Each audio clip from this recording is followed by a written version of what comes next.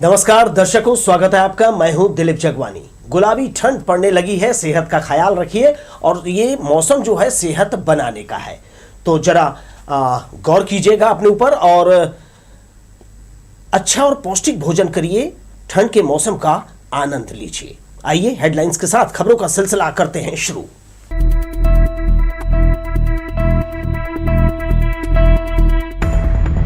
Smart बनाया जाएगा Magarpara road, कब्जाधारियों की सहमति के बाद किया गया भूमि पूजन। कबाड़ के बदले नगर निगम देगा थैला, पर्यावरण संरक्षण की दिशा में अभिनव पहल। ढाबा संचालक पिता पुत्र की पिटाई, पुलिस का दावा, अपराध दर्ज कर आरोपियों को किया है गिरफ्तार। और सेंद्री के पास ट्रेलर की चपेट में आकर एक की मौत, चक्का जाम कर ग्रामीणों ने की अंडर ब्रिज की मांग। हेडलाइंस के बाद आइए अब खबरों को देते हैं विस्तार। आखिरकार मगरपारा चौक से मरीमाई मंदिर होते हुए श्रीकांत वर्मा मार्ग तक सड़क चौड़ीकरण पर सहमति बन गई। भूमि पूजन के साथ ही इसका कार्य शुरू कर दिया गया है। मार्ग चौड़ीकरण में बाधा बन रहे 100 से ज्यादा मकान और दुकानदारों को नगर निगम के प्रयासों से राजी कर लिया गया है। इस मार्ग में कब्रिस्तान और मरीमाई मंदिर से यातायात अवरुद्ध होता है। इसे ध्यान में रखते हुए लंबे समय से समस्या दूर करने का प्रयास किया जा रहा था। स्मार्ट सिटी प्रोजेक्ट के तहत मरीमाई सड़क श्रीकांत वर्मा मार्ग कनेक्टिविटी के लिए चौड़ीकरण के साथ ही इसके सौंदर्यीकरण पर 1,76,00,000 रुपए का खर्च आएगा। रोड भारत माता चौक से लेकर के मैग्नेटो मॉल तक के 1,76,00,000 के लागत से रोड बनने जा रहा है। चौड़ाई है बहुत कम है और आने जाने में भारी असुविधा होती थी और जाम लग जाता था। उसको पहल करने के लिए लगातार नगर निगम के भाई सभापति शेख नजरुद्दीन जी सभी लोगों से बातचीत किए। लोगों से जिनका घर आ रहा है थोड़ा मोड़ा, उन सब के सहमति लेकर के उस रोड का चौड़ीकरण करने का काम शुरू हो रहा है। आज उसका भूमि पूजन किया गया है। इसमें जो आने जाने में जो काफ़ी परेशानी होती थी, चूँकि आगे में एक मंदिर है, मरी में मंदिर है, एक कब्रिस्तान और मस्जिद है, तो हर शुक्रवार के और प्राय कोई भी अगर अर्थी वहाँ से गुजरती थी तो एक घंटा आधा घंटा जाम हो जाता था। मरीजों को, बहुत सारे लोगों को बहुत मुश्किल का सामना करना पड़ता था।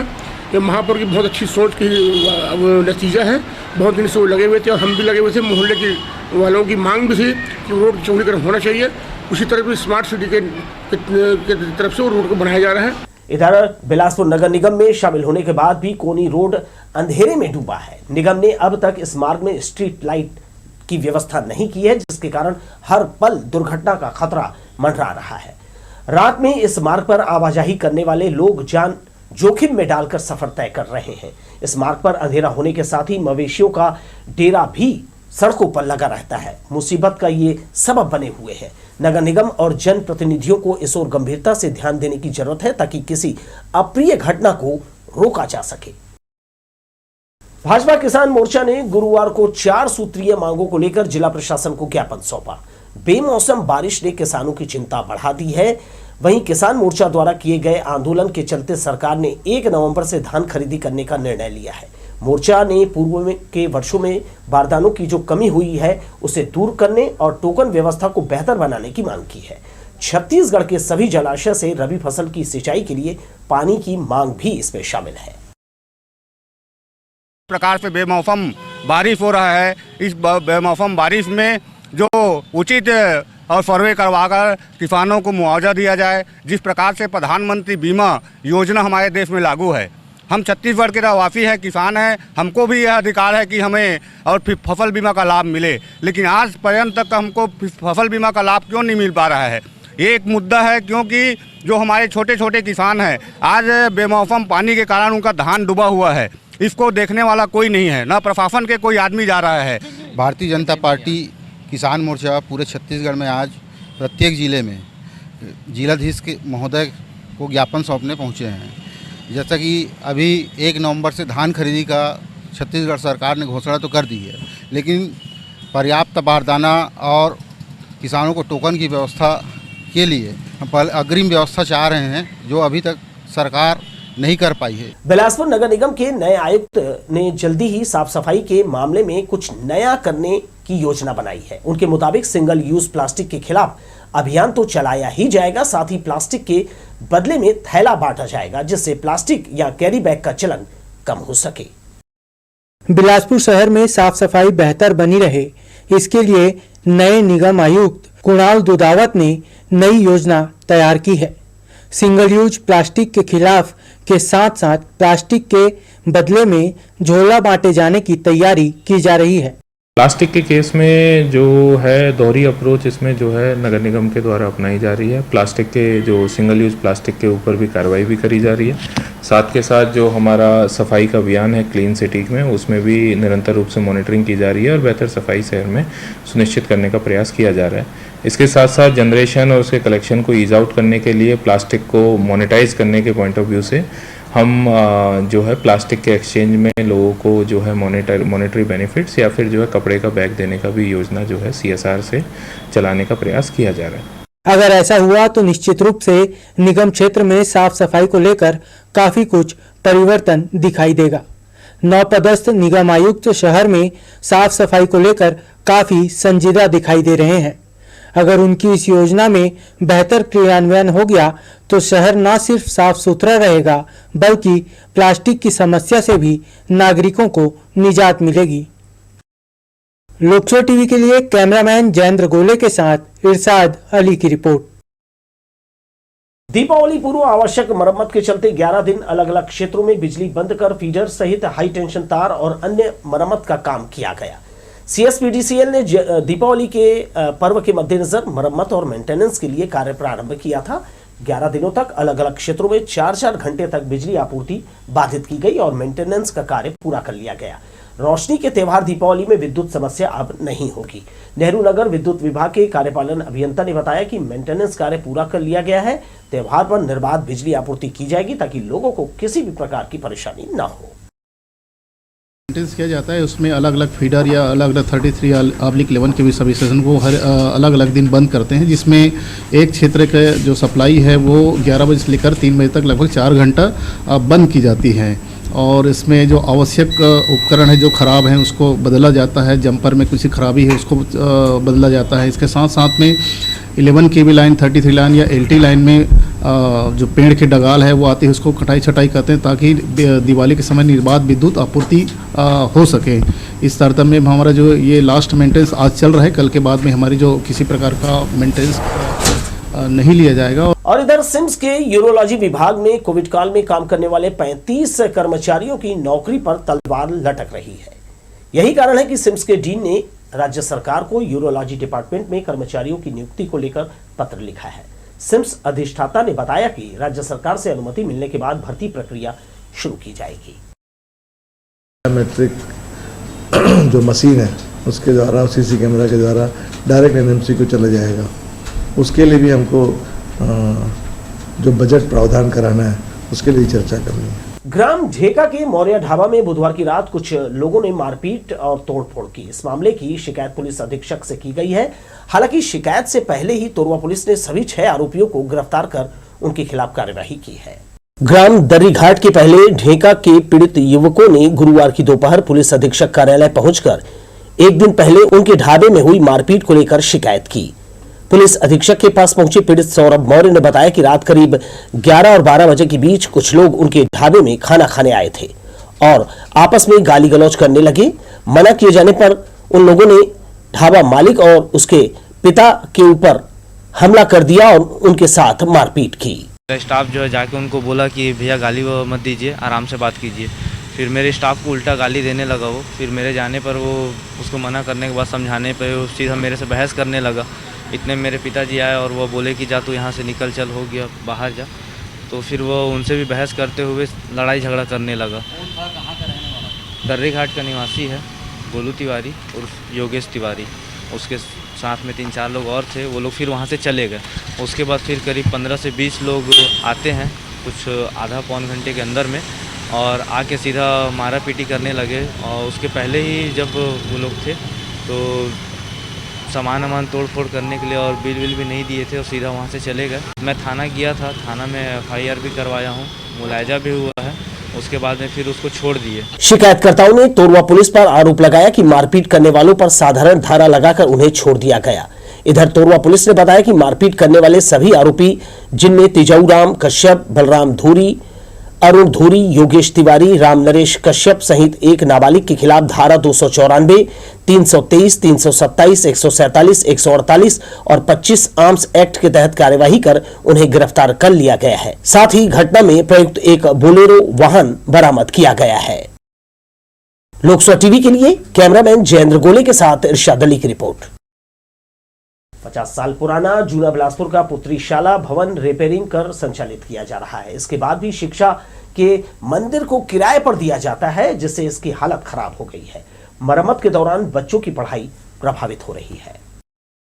जूना बिलासपुर इलाके में इकलौता साव धर्मशाला है, जिसके कारण छोटे मोटे कार्यक्रमों के लिए लोगों की निर्भरता यहाँ के मिडिल स्कूल पर है। वर्ष 2003 में तैयार स्कूल भवन को धार्मिक सामाजिक आयोजन के लिए किराए पर दिया जाता है। कार्यक्रम के बाद लोग यहाँ गंदगी और नुकसान के निशान छोड़कर चले जाते हैं।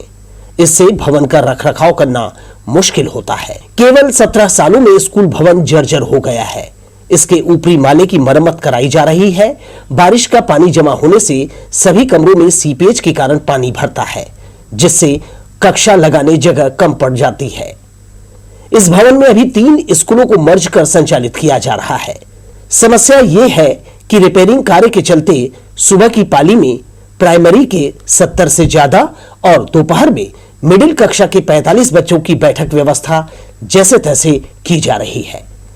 एचएम और टीचर का सारा ध्यान बच्चों पर रहता है, क्योंकि स्कूल में मरम्मत का कार्य चल रहा है। जी, अब ये एक आवश्यक कार्य है, चूँकि हम लोग ही बहुत पहले भी कई बार लेटर दे चुके थे। यहाँ पे दुर्घटना की आशंका तो बनी रहती थी, ऊपर में बारिश में कक्षाएं लगाना मुश्किल था। चूँकि इस परिसर में 3-3 विद्यालय चलते हैं, तो मुश्किल तो होता था बच्चों की दर्ज संख्या 3 विद्यालय को एक साथ करने में। 2 पाली में स्कूल चलता है और ये निर्माण कार्य चूँकि अति आवश्यक है, भवन पुराना हो चुका है, तो परेशानी तो है, पर उसको मैनेज कर रहे हैं हम लोग। अभी जैसे कि पेपर ख़त्म हुआ, बच्चे अब मिड डे मील ले रहे हैं, तो किसी तरह अब हम चाह रहे हैं कि ऊपर का काम चल रहा है वो 1-1.5 महीने में कंप्लीट हो जाएगा। फिर नीचे, तब उसके बाद नीचे शुरू होगा, तब हम कक्षाएं ऊपर लगाने लग जाएंगे। और चूँकि 2 शिफ्ट में भी स्कूल चलता है, प्राइमरी मॉर्निंग में और मिडिल डे शिफ्ट में, तो मैनेज हो जाएगा, क्योंकि ये आवश्यक कार्य है। परिसर में थोड़ी सी हरियाली को सहेजने का प्रयास बताता है कि शाला परिवार बच्चों की शिक्षा और उनकी देखभाल के प्रति कितना संजीदा है। जूना बिलासपुर मिडिल स्कूल के संरक्षण और बच्चों के उज्जवल भविष्य में आसपास के लोगों की सक्रिय भूमिका की जरूरत है। कैमरामैन सुशांत सिंह के साथ दिलीप जगवानी, लोकसभा टीवी, बिलासपुर। शहर में बहुत सारे सामाजिक भवन हैं और दूसरी सहूलियतें हैं, उसके बावजूद जो स्कूल भवन है, उनके मैदान जो हैं उन्हें किराए पर दे दिया जाता है फंक्शंस वगैरह के लिए, और इसके बाद उन मैदानों की परिसर की हालत खराब हो जाती है। कुछ मामला ऐसा ही है यहाँ से। 25 अक्टूबर को पड़ने वाला सूर्य ग्रहण देश में राजनीतिक उथल पुथल मचाएगा। जानकार बताते हैं कि कन्या और तुला राशि वालों के लिए ये ग्रहण हानिकारक है। मंगलवार शाम 4:42 पर सूर्य ग्रहण लगेगा। पंडित पंकज मिश्र बताते हैं, ग्रहण काल में सूर्य नकारात्मक ऊर्जा छोड़ता है, इसलिए किसी भी दशा में यह अच्छा नहीं हो सकता। हालांकि सभी राशियों पर इसका प्रभाव अलग अलग पड़ता है। 25 अक्टूबर को दीपावली के अगले दिन कार्तिक अमावस्या पर सूर्य ग्रहण पड़ेगा। ग्रहण का प्रभाव हमेशा अच्छा होता ही नहीं है। ग्रहण के समय में जो सूर्य की किरणें निकलती हैं, उनमें कहीं न कहीं ज्योतिषी दृष्टि से विषाक्त किरणें होती हैं, जो स्वास्थ्य को प्रभावित करती हैं। और ग्रहण प्रायः अमावस्या प्रतिपदा की संधि में ही पड़ता है। अगर सूर्य ग्रहण है तो अमावस्या, और चंद्र ग्रहण है तो पूर्णिमा। और इस बार एक ऐसा योग बना है कि कार्तिक अमावस्या को भी ग्रहण है सूर्य ग्रहण, और कार्तिक पूर्णिमा को भी है चंद्र ग्रहण। शास्त्रों में ग्रहण के दौरान भोजन और पूजा पाठ वर्जित माना गया है। शास्त्र और विज्ञान के अनुसार पृथ्वी और सूर्य के बीच इस विशेष खगोलीय घटना का प्रभाव उस समय जन्म लेने वाले शिशुओं पर नहीं पड़ता। चित्रा नक्षत्र में ग्रहण पड़ रहा है, और चित्रा नक्षत्र के जितने जातक हैं उनको कष्ट होगा, तो इसमें मेष राशि वालों के लिए अच्छा फल नहीं है, वृष राशि वालों के लिए फल अच्छा है। मिथुन राशि वालों को थोड़े से कष्ट की प्राप्ति होगी। कर्क राशि के जो जातक होंगे उनके घर में कलह की संभावना बनती है। सिंह राशि वालों को धन लाभ का योग बन रहा है। कन्या राशि वालों को धन हानि का योग बन रहा है, क्योंकि वो चित्रा नक्षत्र, हस्त नक्षत्र, उत्तरा फाल्गुनी नक्षत्र का मान है। तुला राशि वालों के लिए शारीरिक कष्ट होंगे। वृश्चिक राशि वालों को हानि होगी। धनु राशि वालों को यश की प्राप्ति होगी। मकर राशि वालों को अच्छा नहीं होगा, कहीं न कहीं उनके यश में कमी होगी। अमावस्या और प्रतिपदा संधि पर यह चित्रा नक्षत्र में पड़ने वाला सूर्य ग्रहण बताया जा रहा है, जिसका नकारात्मक प्रभाव विशेष रूप से कन्या और तुला राशि वालों पर होगा। कैमरामैन सुशांत सिंह के साथ दिलीप जगवानी, लोकसभा टीवी, बिलासपुर। एक नजर फिर से हेडलाइंस पर।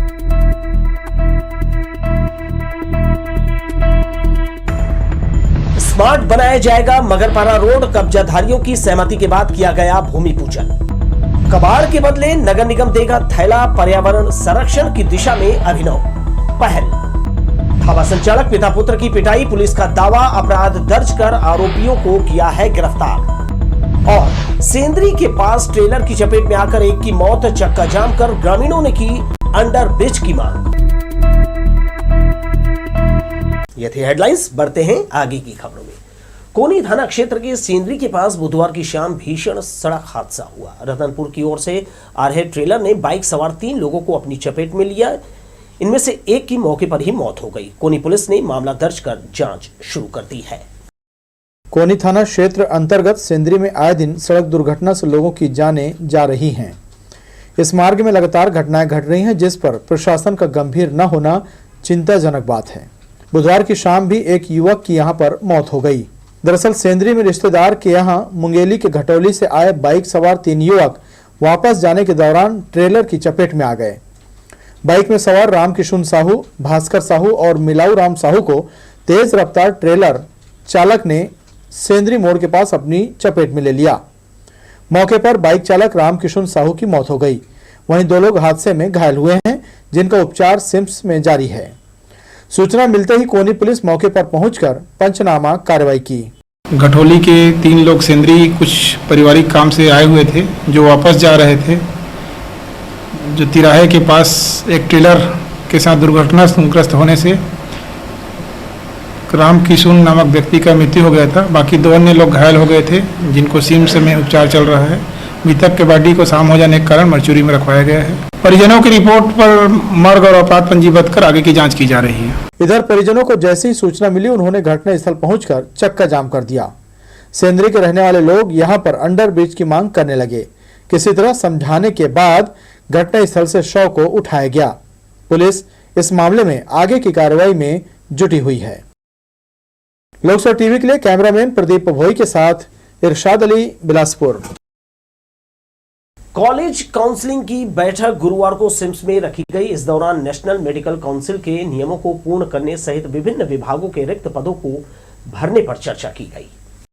नेशनल मेडिकल काउंसिल से विभिन्न विभागों के संचालन और नियम पूरे करने सिम्स में गुरुवार को कॉलेज काउंसिल की बैठक आयोजित की गई। इस बैठक में एनएमसी के नियमों को पूरा करने और सिम्स में संचालित विभागों में भर्ती प्रक्रिया पूरा करने सहित अहम मुद्दों पर चर्चा की गई। सिम्स के डीन डॉक्टर के सहारे ने मीटिंग के संबंध में जानकारी दी। हमारा जो कॉलेज जो 20 साल से चल रहा है, उसका अभी एनएमसी के द्वारा इंस्पेक्शन होना है। जैसा हमको सूचित मिला है कि 2-3 महीने में हो सकता है, तो उसी पे हम लोग चर्चा करने वाले हैं। डायरेक्ट एनएमसी को चला जाएगा। उसके लिए भी हमको जो बजट प्रावधान कराना है, उसके लिए चर्चा करनी है। गौरतलब है कि सिम्स मेडिकल कॉलेज में इन दिनों एमबीबीएस की 180 सीटों के लिए काउंसलिंग भी चल रही है। लिहाजा उस संबंध में भी चिकित्सकों द्वारा चर्चा की गई। कॉलेज काउंसिल की बैठक में सिम्स प्रवक्ता डॉक्टर आरती पांडे, डॉक्टर बीपी सिंह सहित अन्य चिकित्सक मौजूद रहे। लोकसभा टीवी के लिए कैमरामैन राजा खान के साथ नीरज शर्मा, बिलासपुर। बिलासपुर जिला पंचायत में गुरुवार को जिला पंचायत के सभाकक्ष में स्थायी शिक्षा समिति की बैठक संपन्न हुई। जर्जर विद्यालयों, छात्राओं को साइकिल वितरण, शिक्षकों के अटैचमेंट, संकुल केंद्रों, सर्व शिक्षा अभियान के तहत निर्माणाधीन कार्यों की समीक्षा निजी स्कूलों में बच्चों को प्रदान किए जाने वाले जैसे छात्रवृत्ति और तमाम तरह के विषयों पर चर्चा की गई। बैठक में शिक्षा विभाग से संबंधित कई अन्य मुद्दों पर सदस्यों ने अधिकारियों से जवाब तलब किया। जो शिक्षक है वहाँ पे शिक्षक व्यवस्था के लिए जहाँ पे भवनहीन है वहाँ को चिन्हांकित किया गया है। शिक्षा को मजबूत करना है, अगर कहीं शिक्षा मजबूत है तो सब मजबूत है, इसलिए आज के बैठक में निर्देशित किया गया है। दूसरा यह है प्रमोशन वाला, उसमें पूरे सर्वसम्मति से काउंसलिंग के माध्यम से पदोन्नति के जो है पदस्थापना करने का सर्वसम्मति प्रस्ताव पारित किया। जिला कांग्रेस कमेटी ग्रामीण के उपाध्यक्ष नीरज जायसवाल और पदाधिकारियों ने रतनपुर आरक्षी केंद्र में लिखित शिकायत की है। शिकायत में बताया गया है कि नगर के प्रमुख चौक चौराहों में पार्टी के अभिनंदन वाला फ्लैक्स लगाया गया था, जिसमें जिला कांग्रेस कमेटी के अध्यक्ष विजय केशरवानी और जिला कांग्रेस कमेटी ग्रामीण के उपाध्यक्ष नीरज जायसवाल का फोटो किसी शरारती तत्व द्वारा काट दिया गया। दुर्भावनावश नगर का माहौल खराब करने की इसे कोशिश बताया गया है। पार्टी सदस्यों ने इस पर गुस्सा जाहिर करते हुए पुलिस प्रशासन से ऐसे लोगों के खिलाफ कानूनी कार्यवाही की मांग की है। जिला अध्यक्ष माननीय विजय केसरवानी जी के फोटो के साथ कुछ असामाजिक तत्वों के द्वारा ब्लेड चलाकर फोटो को फाड़ा गया है। उसके बारे में आपत्ति दर्ज कराने हम लोग सब थाना पहुंचे थे कि इस टाइप का कृत्य पूरे कांग्रेस जनों का अपमान है, इस पे उचित कार्रवाई होनी चाहिए। एक और पर्व की तैयारी के संबंध में ये खबर है। सूर्य देव और छठी मैया की आराधना के महापर्व छठ की तैयारी शुरू हो गई है। देश के सबसे बड़े छठ घाटों में से एक बिलासपुर के छठ घाट में महापर्व धूमधाम से मनाया जाएगा। तोरवा छठ घाट में बीते 22 वर्षों से उत्तर भारतीयों द्वारा छठ पर्व मनाया जा रहा है। अब इसे स्थानीय लोग भी इसमें शामिल हैं। पाटलिपुत्र सांस्कृतिक विकास मंच और निगम प्रशासन छठ घाट आयोजन को लेकर तैयारी शुरू कर दी है। इसके लिए छठ घाट की साफ सफाई युद्ध स्तर पर की जा रही है। पोकलेन के जरिए जलकुंभी को निकाला जा रहा है, जिससे श्रद्धालु को किसी भी प्रकार की समस्या का सामना न करना पड़े। 28 अक्टूबर को महाआरती के साथ छठ पर्व की शुरुआत होगी। छठ पूजा की तैयारी जो है वो आप देख रहे हैं, साफ सफाई व्यवस्था चालू हो गई है। हमारे सारे लोग सारे पॉइंट पे है। नगर निगम के भी सारे लोग लगे हुए हैं। महापौर जी खुद आए थे और उनकी देखरेख में सारा काम हो रहा है। उनकी मशीनरी सब आ चुकी है और देखते हैं जल्दी से जल्दी हम लोग काम करवाने की कोशिश कर रहे हैं। 28 अक्टूबर को नहा खा से छठ का व्रत प्रारंभ होगा, जिस दिन हम माता अर्पा की महाआरती कर इस कार्यक्रम का शुभारंभ करेंगे। 29 तारीख को अपने घरों में खरना पूजा किया जाएगा। 30 अक्टूबर की शाम संध्या का अर्घ और 31 अक्टूबर को सुबह का अर्घ दिया जाएगा।